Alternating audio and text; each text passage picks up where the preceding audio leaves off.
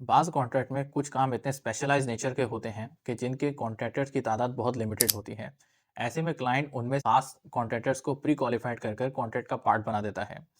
जब main contract award होता है तो मेन कॉन्ट्रैक्टर को बता दिया जाता है कि आपने ये खास स्पेसिफिक काम इन्हीं नंबर ऑफ कॉन्ट्रैक्टर से करवाना है। कॉन्ट्रैक्ट में इनके लिए एक टर्म इस्तेमाल होती है जिसे नॉमिनेटेड सब कॉन्ट्रैक्टर कहा जाता है।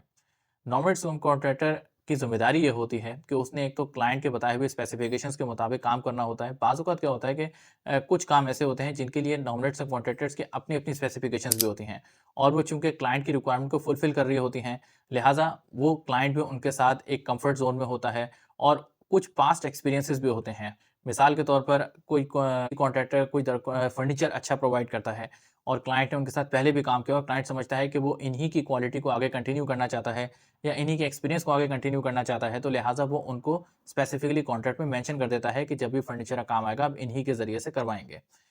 अगर आप हाई राइज़ बिल्डिंग की बात करते हैं, तो एलिवेटर, जनरेटर्स, फर्नीचर, ये इस तरह की स्पेशलाइज़्ड जॉब है, तो इनके ऑलरेडी अप्रूव्ड मैन्युफैक्चरर लिस्ट के अंदर इन नॉमिनेट सब कॉन्ट्रैक्टर के नाम दिए जाते हैं।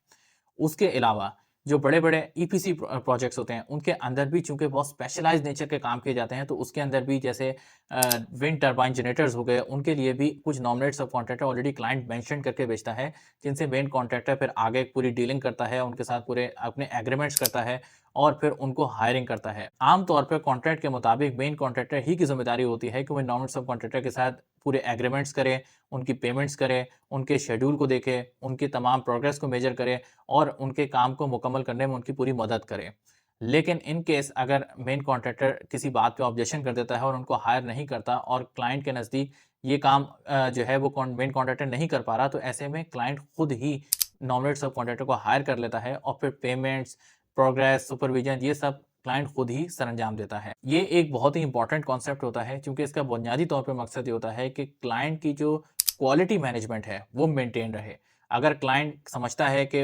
उसके काम को सिर्फ़ कुछ स्पेसिफ़िक नंबर ऑफ कॉन्ट्रैक्टर ही अच्छा कर सकते हैं, तो कॉन्ट्रैक्ट इस बात की प्रोविज़न देता है कि वो क्लाइंट को इस बात का पूरी जो है वो एक्सेप्टेंस दे, पूरा एक प्रोविज़न दे कि वो ये काम अपने कम्फ़र्ट लेवल के मुताबिक किसी भी स्पेसिफ़िक कॉन्ट्रैक्टर से करवा सके।